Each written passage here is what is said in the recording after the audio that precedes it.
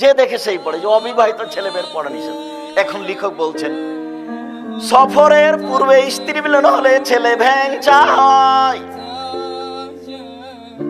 ভরা পেটে স্ত্রী মিলন হলে ছেলে খোড়া হয়, চন্দ্র গ্রহণের সময় স্ত্রী মিলন হলে ছেলে কানা হয়, সূর্য গ্রহণের সময় স্ত্রী মিলন হলে ছেলে ল্যাংড়া হয়।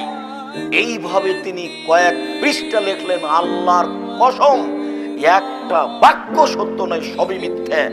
শুধু মিথ্যে নয়, সরাসরি কোরআন মাজিদের বিপরীত।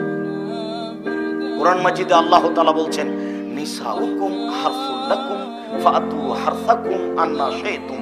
পৃথিবীর মানুষ তোমাদের স্ত্রী, তোমাদের জমি। পৃথিবীর মানুষ তোমাদের স্ত্রী, তোমাদের ক্ষেত।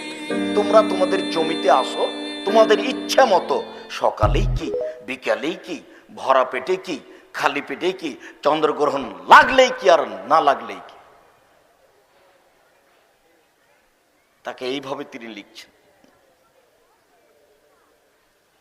ঠিক এগুলো আমার মনে হয়, এসব আলোচনা, এসব লেখা, এসব বক্তব্য পুঁথির গানের মতো।